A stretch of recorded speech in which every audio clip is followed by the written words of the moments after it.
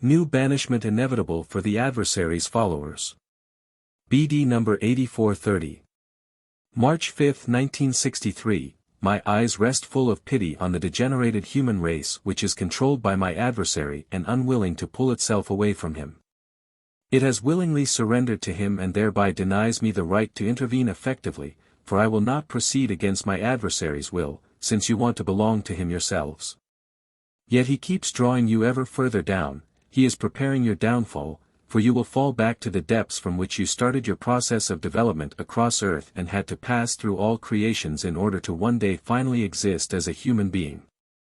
And now the same fate will be granted to you, since this is what you want, and you are doing nothing to escape from his power. And even though this information is presented to you, you don't want to believe it, and there is almost no other way left to change your thinking unless the tremendous affliction, which will befall the entire earth before the end, can still achieve it. As long as you are able to think, there is still the possibility that you will spend some thought on yourselves, that you will consider the death of your body and wonder what will happen afterwards. Yet by and large you will dismiss such thoughts, you don't believe in anything at all and assume that you will cease to exist when your body dies. But you are hugely mistaken and will have to pay heavily for this mistake. However, you refuse to accept a truthful explanation and cannot be forcibly influenced either. And faced by a serious crisis, you just revolt against the power which inflicts this on you, for as soon as you are in serious trouble you gladly blame someone else for it, even if you yourselves deny a God and Creator.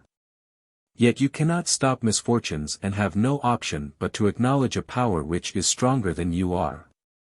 Consequently, such strokes of fate and extraordinarily severe adversity are the only means left which could still change your way of thinking, and I have to use them in view of the end in considering the fate, which I would like to avert from you.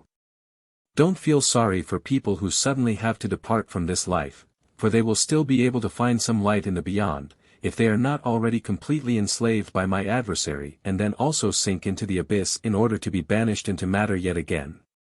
But woe to those who will experience the end without having changed their conduct of life, their thinking and their unbelief.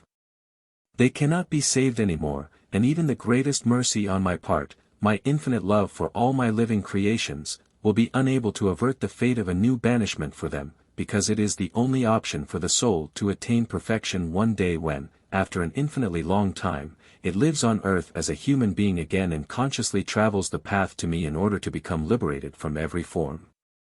And this new banishment amounts to a deed of love on my part, because I will seize this soul from my adversary's power and subordinate it to my will again. And as a human being it will only be able to release itself from him if it consciously calls upon Jesus Christ to be redeemed. And since people on earth no longer believe in him and appeal to him for help, they cannot be released from the adversary's control either, and he invariably will pull them down into his domain. Yet you humans have free will and thus are just as able to direct it towards the divine Redeemer as to him, and you would be saved for eternity. Since you don't do so, you will consequently also have to accept the results of your opposing will towards me. But time and again I will impart the relevant information to you, I will speak to every one of you through the voice of conscience, and I will make him realize the fleeting nature of all worldly pleasures and commodities, I will let him personally experience suffering and adversity.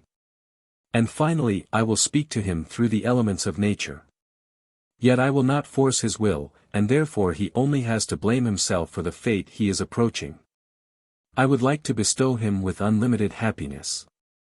He himself, however, chooses the state of wretchedness, the state of utter torment and of being constrained. And thus, he will receive what he desires, for his inclination toward earthly matter will result in his own banishment into hardest matter again. For although I have every power at my disposal, I will not forcibly influence the will of a self-aware being, or I would be in breach of my law of order, which will never be possible. Yet I will speak to people until the end, and anyone who pays attention to my words will be saved from the fate of a new banishment, and he will thank me eternally that my love pursued him until he changed himself. Amen.